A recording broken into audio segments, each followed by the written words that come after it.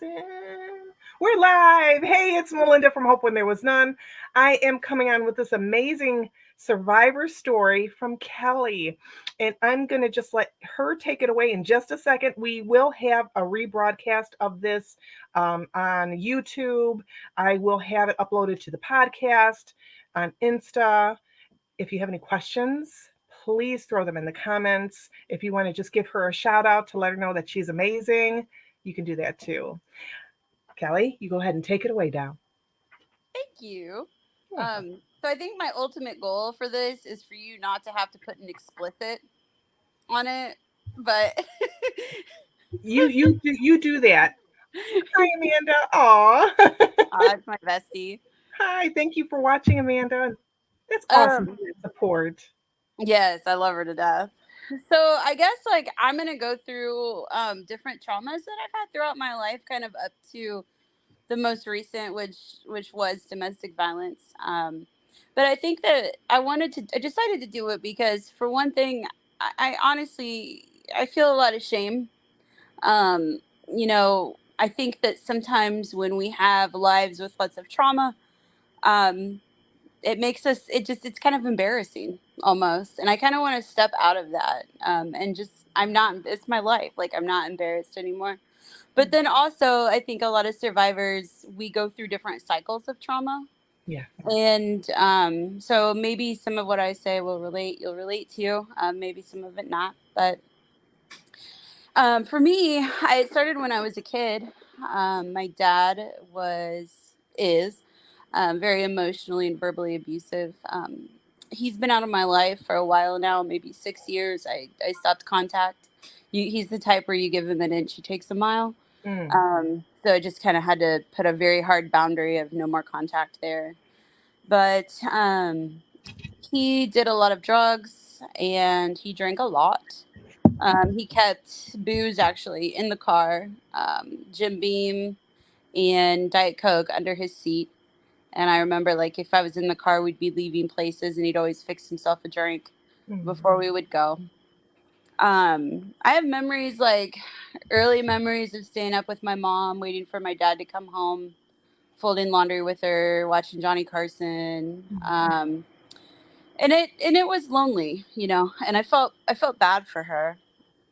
Um, with his drug use and his drinking, his family thought they would do an intervention in Lafayette. They thought they had this great idea, this therapist that would help. And so my dad was taken there by one of his friends and he flipped out. He just completely flipped out. And he left and he didn't come home for a while. But when they came back after the intervention, they searched our house and they found like drugs just hidden everywhere, all kinds of different drugs, a loaded gun like on a closet floor, Oh my a gosh. main closet floor, just not safe for kids. No. um, so my mom finally just she'd had enough. This I don't remember this, but he had come home one night and taken out like his keys out of his pocket and his chapstick out of his pocket and just all of his things. And one of the things was a bag of cocaine that she saw the next morning. And she was just like, I'm done. And he was very mean to her, too, while they were married. But what ended up happening was when we left one day, we moved in with my grandma, my brother and my mom and I. I was 9, and my dad turned a lot of his anger onto me. It was still on my mom, but it was also on me. I was kind of like picked on a lot, I guess you can say, by him. I was his focus. Talking to him, dealing with him is like walking on eggshells all the time. You never know when he's going to be set off. And it's always so irrational, just the most irrational things. As I got older, like I would start babysitting, and my mom, one time we were supposed to go over there, and my mom had said, hey, Kelly's got a babysitting job on Friday. Could you come get her on Saturday? I mean, he lived like 5 minutes away. And so he came that Saturday and he demanded my babysitting money for gas money. Oh my gosh. Um, and he would call my mom awful names, curse words, a lot of curse words. But one of his main nicknames for her was Godzilla. And I remember, like, at times trying to plan like if I could jump out the car door. I mean, I was young. I was in middle school, I think, plotting like 'cause he's just screaming and he's mad at my mom and he's going on and on about money and I'm like literally in the front seat like, okay, how fast are we going? Like, could I just jump and roll? Like, could I just get out of here? I felt very unsafe with him and I felt very scared of him. Um, you know, when I was 19, um, like 2 weeks before Christmas, I got a subpoena in the mail. He had gotten remarried and she was divorcing him, and her lawyer subpoenaed me to testify against my dad. Wow. Yeah, 2 weeks before Christmas. And like a part of it was custody because I do have another brother, a half brother. As part of that whole thing was his custody, and I cried every day, every day. The hearing was like 2 days after Christmas. I think it was 27th, and I was so scared of what he was going to do. I didn't have a choice, I had to go, but I was so scared of him. Like, Mm. what is he gonna do? What are they gonna ask me? What do I like? I have to be honest. Like, what are the repercussions gonna be for me? And what's gonna happen to my youngest brother? Mm. Like, So the day came, and they kept calling me a hostile witness because I was mad. I was really mad to be there, and I was really upset, um, and yeah, I definitely probably identify as a hostile witness at that time. But yeah, they presented a letter that apparently I'd written my dad. I don't know if I was in like sixth grade, asking him to stop doing drugs, asking him to stop all these things. Want to know if I remembered writing that? I mean, it was a Wow. nightmare. Mhm. And so, by like eighth grade though, like I kind of stopped going to his house. I was exhausted with him. Mm. Um, and just never knowing what he was going to do and what he was going to say, what he was going to get mad at me about. He never got mad at my brothers, always me. And so then he got kind of worse after that because he was mad that I wasn't going. I mean, he's definitely a narcissist. Um, but anyway, this all kind of led to me starting to drink in high school, into college, into my early 30s, a lot. I would drink at times 7 nights a week. Wow. I did not want to feel.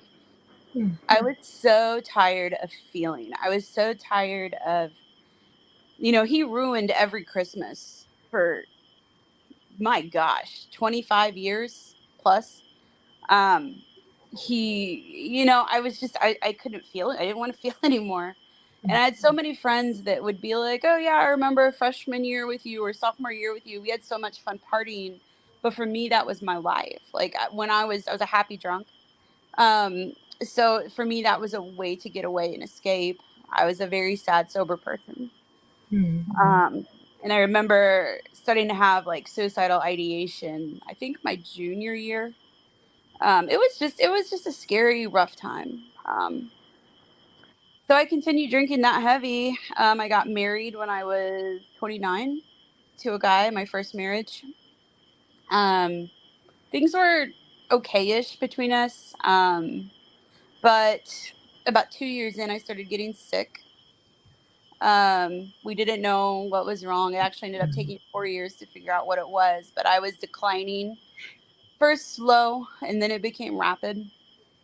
Mm. I couldn't barely get out of bed. I would force myself to work and fall asleep at my desk. Like, I couldn't help it. It was like almost like a narcolepsy where I'd just be out. I had a migraine at one point for over a year straight, every day. Woke up with it, went to bed with it. And my doctor kept saying, like, let me write you FML, like, don't be a hero. And I wouldn't let him. I don't know what I was fighting against. But that's when I stopped drinking, was because things were going wrong in my body and I knew that I wasn't helping anything. And I was scared. I was really scared. I don't know. If you can't get out of bed, if you can barely feed yourself at times, barely get to the bathroom, that's scary. So February 2016, my Lyme test came back positive, and so yeah, I began that road, very long road.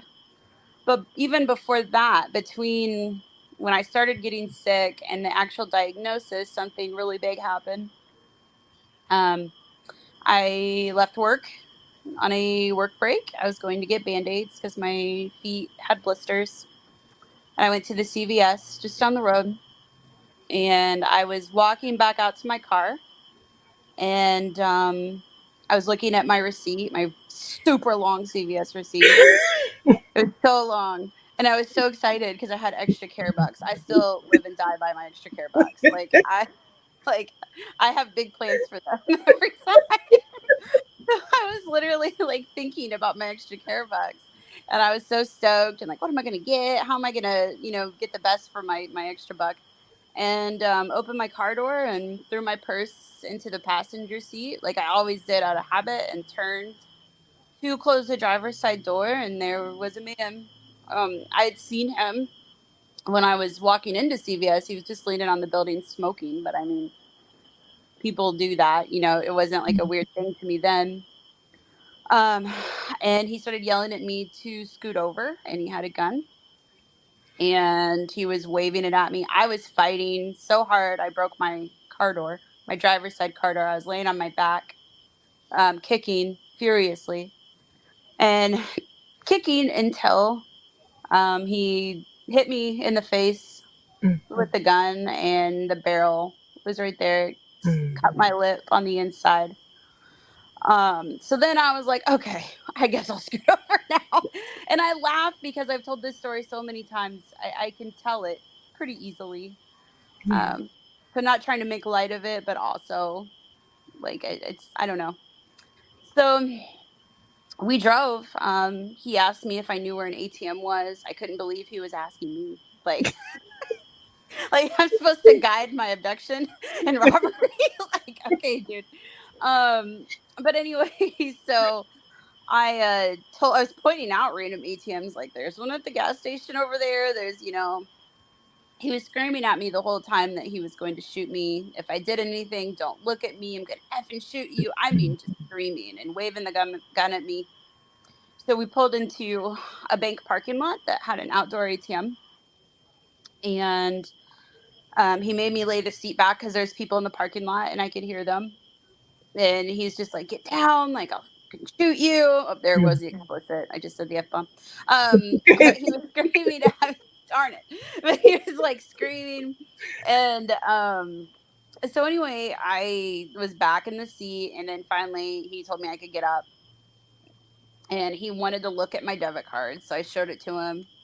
And anyway, he told me to get out and get money at this ATM. Well, when I first got in the car, I said I'd thrown my purse in the passenger seat. Well, I had to sit in the passenger seat, so I threw it on the floor in front of me. So I just grabbed it on my way out. So I had my phone, I had my wallet, I had everything right with me, thank goodness.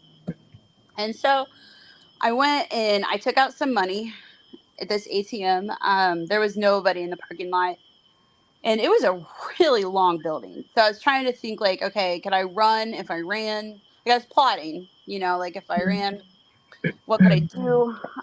So I took out some money, and then I started another transaction because you can only take out so much at a time. I messed that one up intentionally trying to buy time. And I started telling myself, like, please God, which I'm not religious, as you know, Mel. But I was begging, like, just bring me people, bring me anything. And I start hearing all these car doors slam. And so I finish up the last transaction. I turn around, and I'm not joking when I say there was a line of people behind me waiting to use an outdoor ATM. Like, how weird is that? And so yeah, I'm looking at all these people, and I look back at him, and he's literally got the gun, and he's going like this, like, come. And I just lost it. I had been so calm. I had been so cool and collected. Like, my brain took over for me. My brain was saying, like, keep your hands on your knees. Be quiet. If you're going to look carefully, look slowly. Like, my brain took over and saved my life that day. But it could only do that so long. So I threw the money. I threw $1,000 in the air, Wow. like a maniac, and he took off. He took off in my car. People were like, "Is that your boyfriend? Are you guys having a fight? They're stealing my money. I don't even care about that." And this Mhm. woman comes up, her who I call Angel. Her name's Crystal, but I call her Angel. And she just hugged me. She helped me call my husband at the time. She helped me call the police. She was running around grabbing my money. I mean, she was the best. And she stayed with me Mhm. until the police got there. She kept hugging me and saying that she'd been through something similar and that I was going to get through it, that I was going to be okay. Victim assistance came after, like, and after I talked with the detective, I got in her car and we just sat and talked. And she said something that has stayed with me, and rung in my ear all the way to now, which is part of why I'm doing this. Is she said, "You've got to tell your story. You have to tell it so many times that it becomes just a story that you can tell it, and you'll be okay." And look, I can tell it and crack jokes, because I've done it so many times. I listened to her. I would say it out loud washing dishes. My husband at the time, poor guy, had to listen to it 1,000 times because I had to get it out. I just had to get it out. They never caught him. They did get a fingerprint on the steering wheel, and the CVS cameras caught the whole thing. Um, Mm. they said that he was a what they call him? Oh gosh, like a beginner robber. Like this was probably one of his first times because it was so like clunky, and the fact that he took me to that kind of ATM and just all of it. But I will say, while my brain guided me in the car, there would be moments where I would come back into myself. And I would, this part's the part that always gets me. I would say, like, "Mom, I hope you feel this right now. Like, I love you." I know. This is the part that always gets me. I want my brother, my family to feel me in case I die, like, because I didn't know what was gonna happen. I'm sorry. Oh, but yeah, this is the part that always cuts deep. Because I was so close to losing my life, that Right. day. And so, whew, so what I did then, I told this story over and over. My whole family came the next day. Like, I drove my family to dinner because for me it was very important. I got behind the wheel again. Mm. Um, and then that next Sunday, because it happened on a Friday, so then that Mhm. Sunday, I drove my car to a McDonald's parking lot and practiced getting in and out. I wasn't gonna let him take my freedom. I was not. I It was scary for me. It sounds silly just to get in and out of a car, but I was like, how can I effectively do this and protect myself and lock the door? And like, I had I was a girl with like a plan. Like, I was going to be okay. I'm not going to let him take anything from me. I shopped by myself at the grocery after that. I would go get gas. Um to this day, I'm still very hyper vigilant. I actually wasn't this past weekend. This past week, I had a moment where I kind of forgot and I wasn't paying attention, which was kind of weird. But normally, I know everybody that's sitting in their car in a parking lot or anyone walking in a parking lot. Any Like, I see it all, um, to keep myself safe. So, Mhm. but for the most part, I've come out of that pretty well, pretty well, which is great. So then I got diagnosed with the Lyme. Treatment is, everybody with Lyme will tell you, is similar to chemo in the respect that you get worse before you get better. Yep. Um, I was so sick. I found out later my doctor was wondering if I would even survive it. Mm. Told me that later. She wasn't sure what was going to end up happening with me because I Mhm. was that bad, but I'm right here right now. Hey. um, So I actually didn't work for 2.5 years. I was on long-term disability from my job, just trying to get my life together, get well again so I could even function at work. Mhm. Um, the first year of that, I had this feeling one day when I was at home. One evening, it was late. My husband at the time was passed out. He'd been drinking. I never I'm not a jealous person. I'm not a nosy person. I don't need to go through anybody I've ever dated's like phone, much less his. I never even have an impulse. I just, I don't know. I just, because I don't think about it. But You're that better than I night, am. I am nosy. you were, I am nosy. I want to know, dang it. and we're all different. And I don't know why I don't have the impulse. It's just not, I'm just whatever. Like, but one night, it's so weird. Out of nowhere, the thought came into my head, go look at his phone. And I sat there and I fought it for like an hour.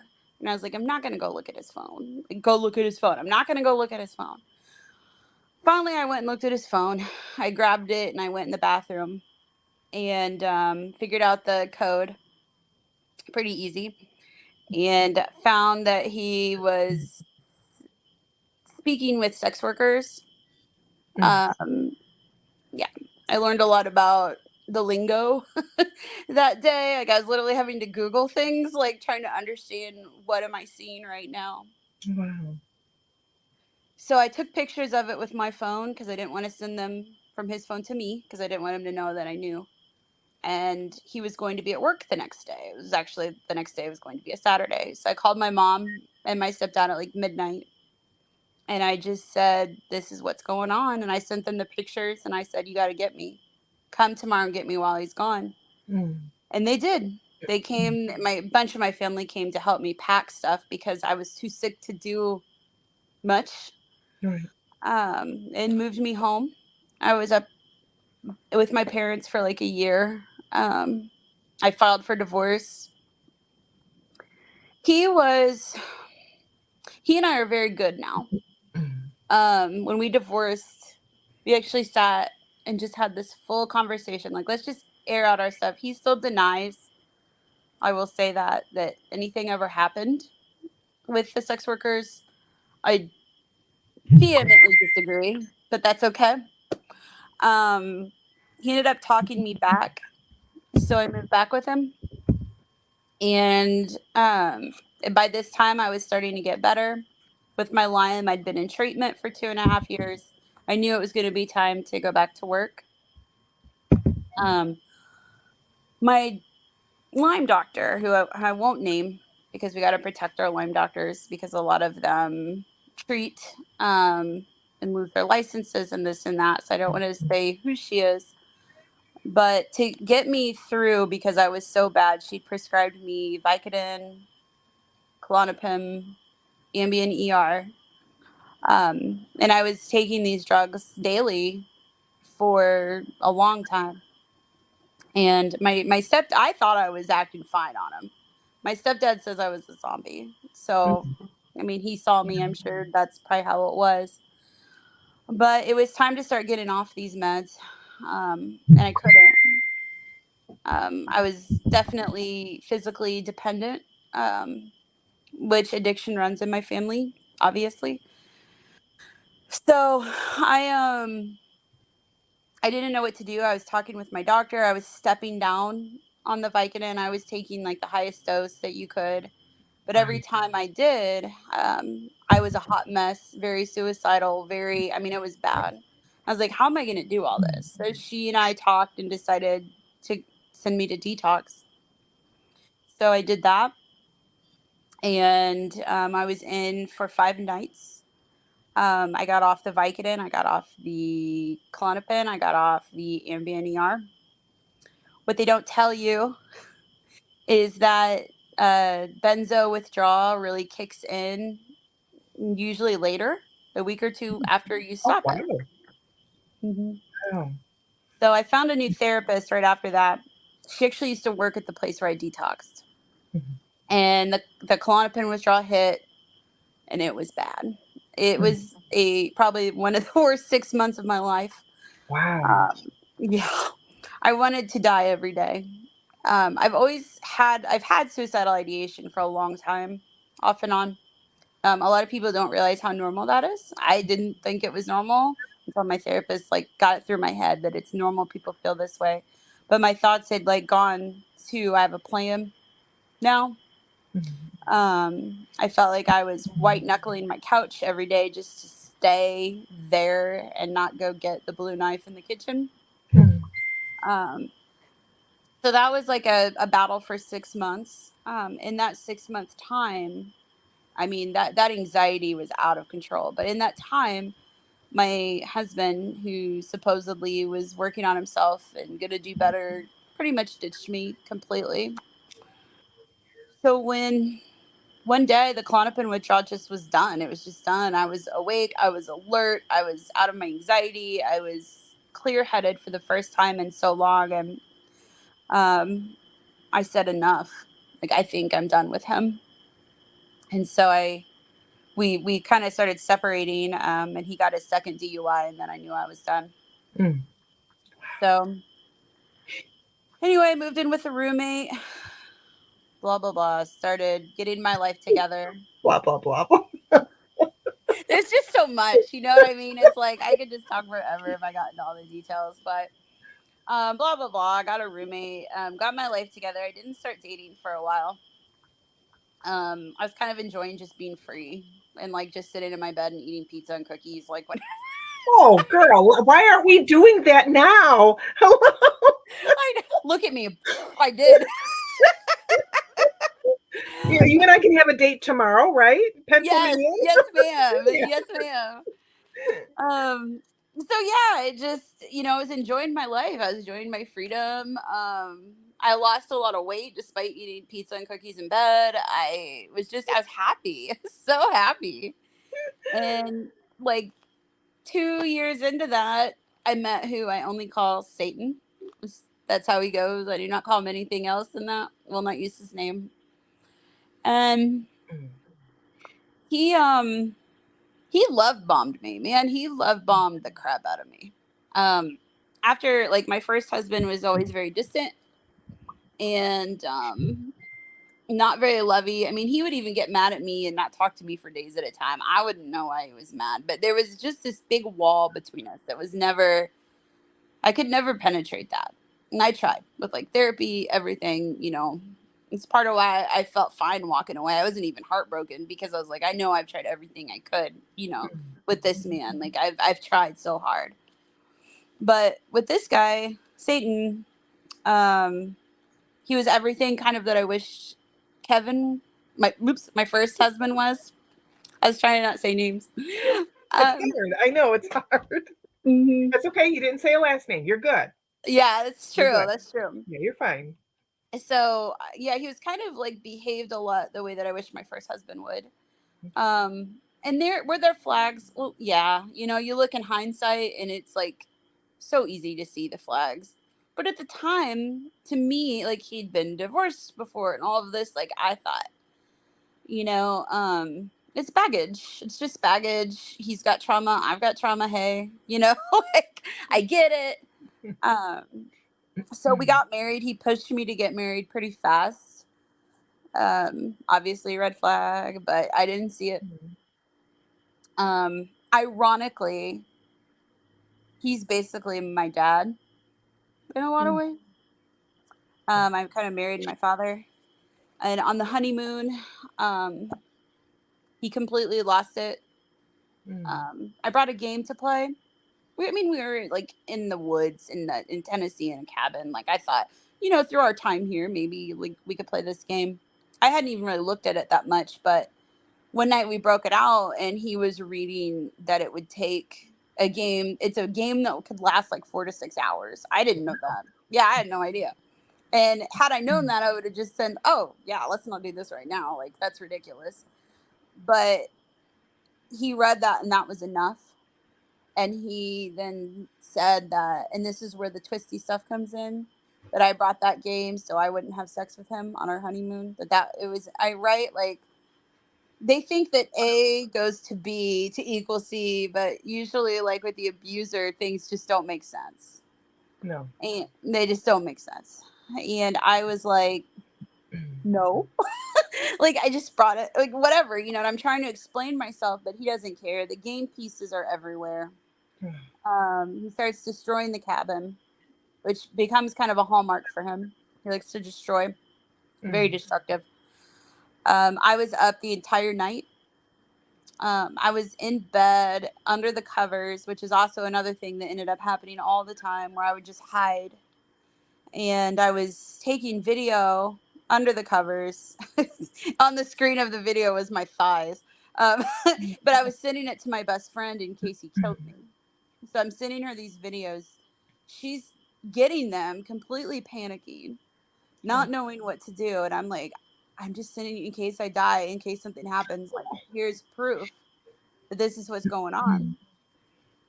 So we ended up, he kept trying to like leave. He'd take off in the car and then he'd come back. He had brought a shotgun. Mm. Um, and he had, so yeah, that, it was just a very scary experience. I ended up driving us home the next day. Um, and he said like, oh, I'd been drinking, like, I won't drink anymore. It's that. And I was like, I was really tired. Number one, I hadn't slept. I'd been up over 24 hours and I just wanted to get back. So I didn't really care what he had to say. But we came back and I slept and he's like, I promise, like, I won't drink. And I thought, he really hasn't drank this whole time I've been with him until now. Maybe it is that, right?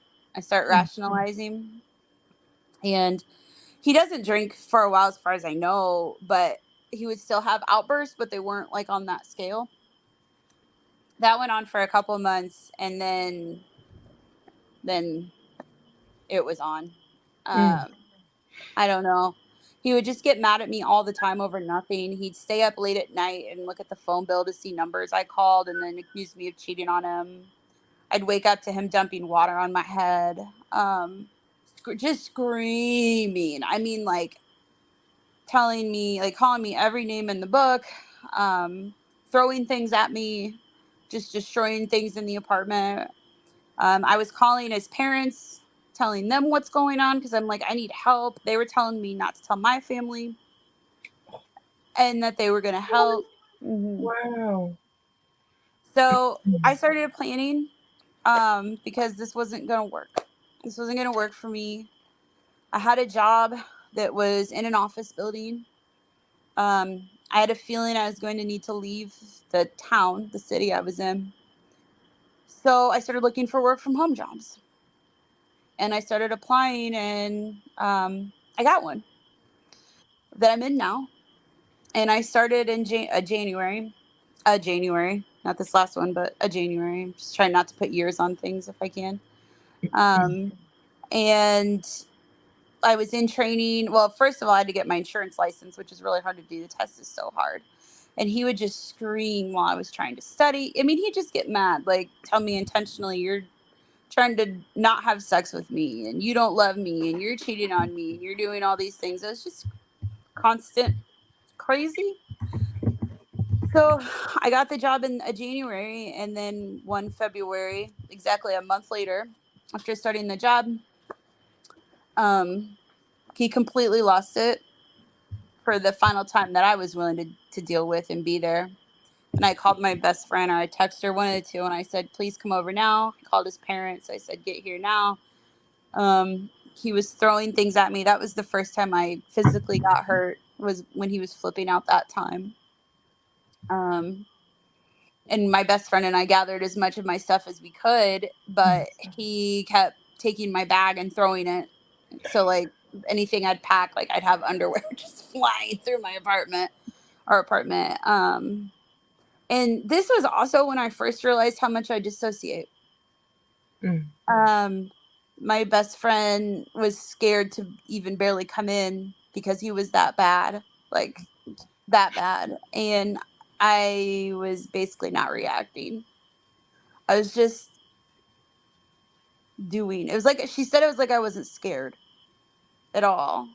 And honestly, if I look back on it, I don't entirely remember being scared. I just remember being like, I can't be here. I Mm. can't do this anymore. It's like something comes over me. It's like a calm. I don't know. And I think that's kind of how I've dealt with a lot of my trauma, is just dissociating and just being there but not there. Like my brain protects me. Mm.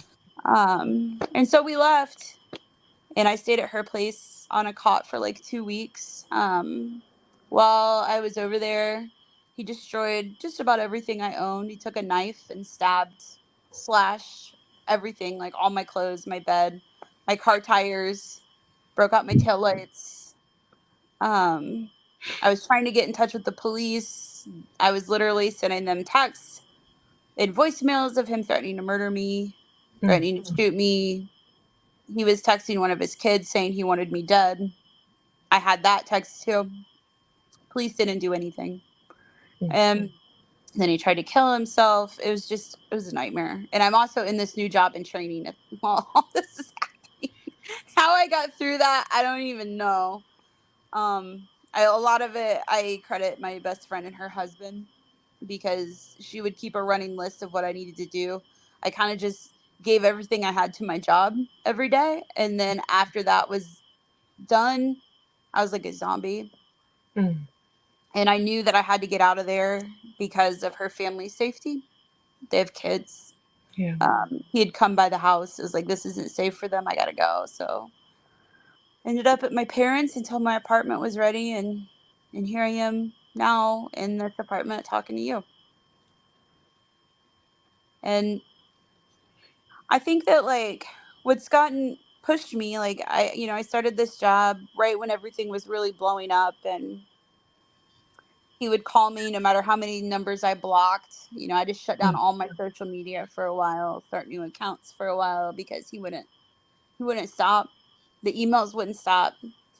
Um One day I asked myself, like I was looking back on like my life. I think I was having a pity party. And I was like, look at all these sad things always happen. Like why do they always happen to you? What's this? But then I kind of flipped it on its head and I was like, the first 40 years have sucked. It's been hard. It's been hard. How do I want my next 40 to look? Like how do I want that to look? What do I don't I want happiness? Don't I deserve that? Like sometime enough is enough. right. Enough is enough. And so I've spent this time choosing myself. Um Sometimes that means hiding in my apartment. It does. The world's a lot for me. People are a lot for me. But you know what? Like because of my mindset, like I've since promoted at this job and got a really big raise. I don't even know how I did that, honestly. My boss called me for a meeting and I thought I was in trouble and I was still like my anxiety was still really high and the trauma was still really affecting me and I start crying thinking I'm in trouble, which he's never even yelled at. He's never like he's always nothing but nice for me. Aw. And that was how I found out I was promoted. He's like, maybe I shouldn't have done it this way. I'm like, you're not the problem. I'm the problem, dude. Like, don't even worry about it.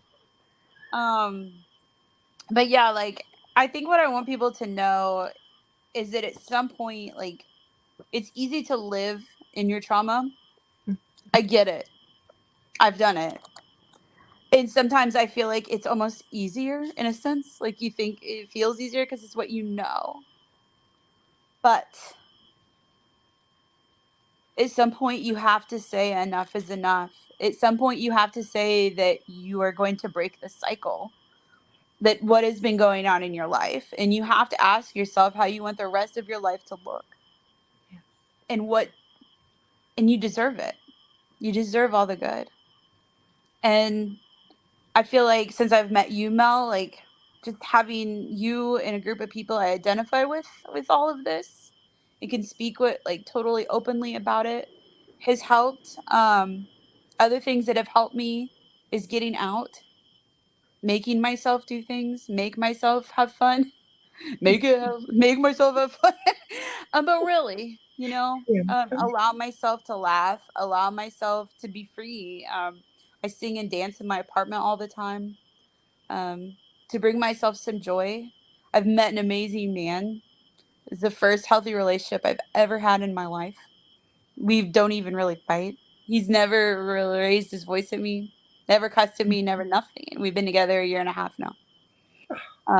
So good things are there waiting for you, when you decide you're ready for it. That's beautiful. Curtsy.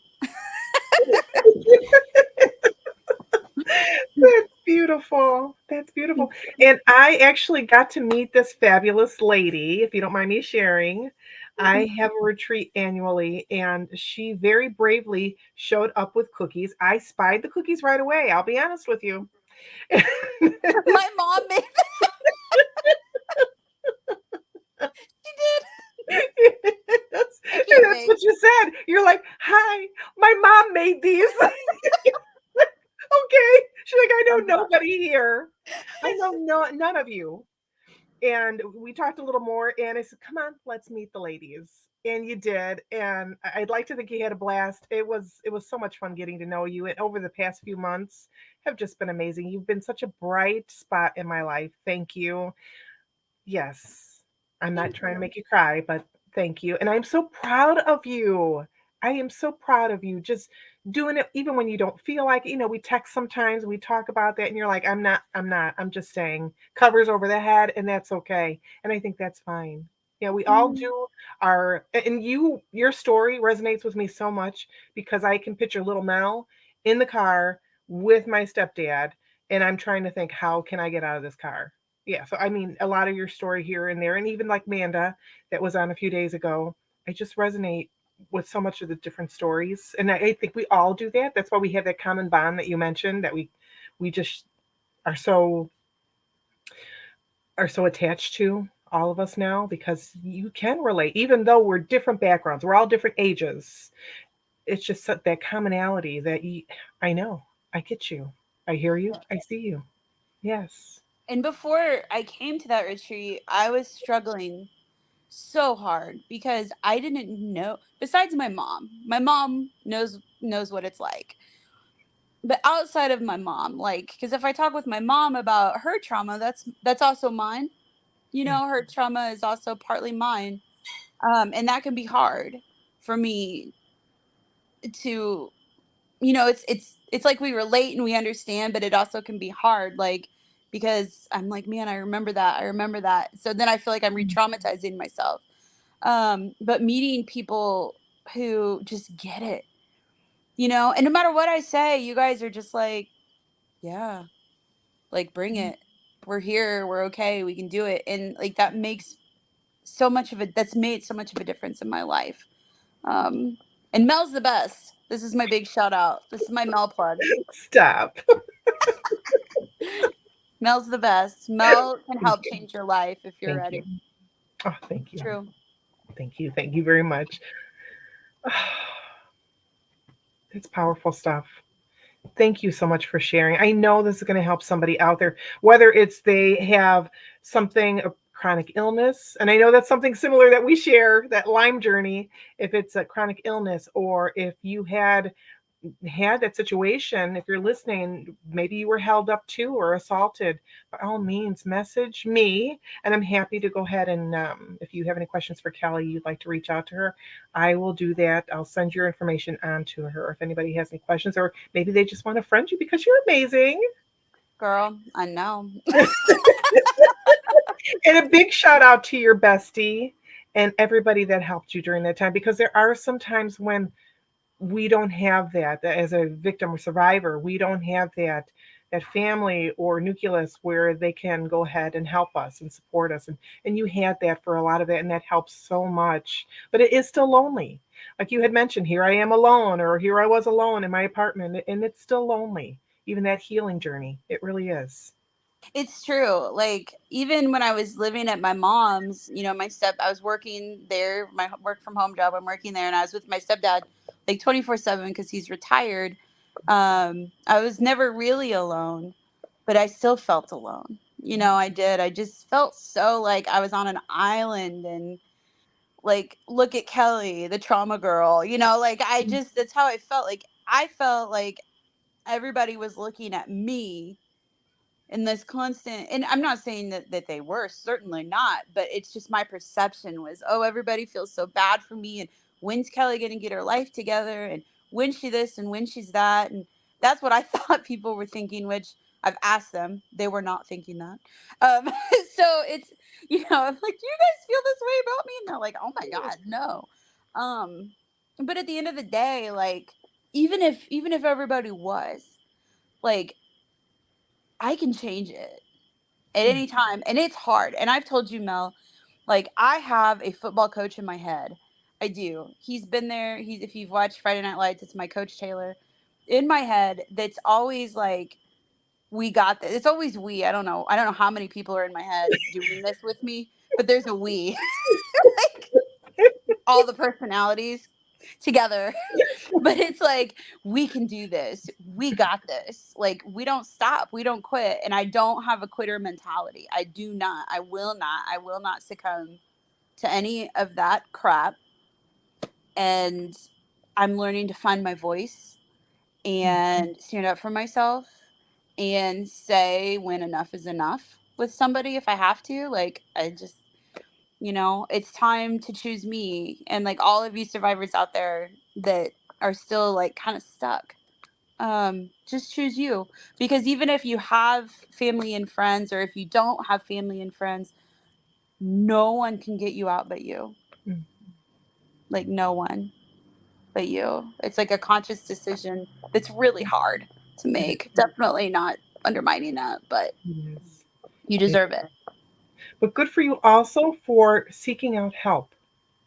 There's so many, again, survivors and victims that they don't get that help for their coping skills, their negative coping skills, and you did that. Hmm. It was tough. It sounds like it was tough. I never did that, but I had my own vices that I fell back on. But Hmm. wow, that's very powerful. And I didn't know how much my friend knew. She Mhm. was the only one that had, like, my family was stunned. They did not know. I mean, I know a lot of us, we keep things inside. We don't want people to know. And I was absolutely doing that. And I wasn't telling her, but she knew. And we actually just talked about it. We went to a concert together, and on the way home, I think it was, we were talking about it. And I never realized how hard it was on her. Oh, that's another thing that gets me. Like, she was scared if she said something, would she lose me as a friend? Oh, And then, like, her husband remembered this time when I backed out of these New Year's Eve plans. A coworker of my friend and I, he was going to come. His fiance had recently broke up with him. It was in the middle of COVID, so he was stuck at home all the time. He was maybe going to come. Well, Satan flipped out about mm, that, so I had to back out of the plans. But her husband knew. Her husband knew why. Um, mm. yeah, I didn't realize the toll that was taking on her, and I definitely feel really bad about that. So I'm sorry, Amanda. I love you. I'm Yeah, I sorry. know. I'm sure she understands because you had to do what you had to do to protect yourself at that moment. She knows you, Yeah. sure. Yeah, she knows. Yeah. She knows. Well, on that Mhm. note, I'm going to go ahead and sign off. Thank you again so much for sharing and allowing everyone else to hear your story. Thank you for having me. You are most welcome. I love you. Thank I love you. you too. And thank everybody for watching this. This is going to be on a podcast as soon as we're done. I'll go ahead and download that. So if you had any value, if you found any nuggets here that resonate with you, please do me a favor and share this or share this Facebook post. Please share this or any of the others that survivor stories that I've shared this past month because I know someone needs to hear these words that they're not alone and they don't have to do this alone. That we have a community that's happy to support them, whether it's Kelly or Amanda or Brianne or anybody else that I've had on. We are definitely very happy to help you in whatever you need. So, well, except like live money, we can't really do that, but for support and to hold space for you, we can definitely do that. Hope you have a great rest of your day. Stay safe, and God bless. Bye bye. Bye.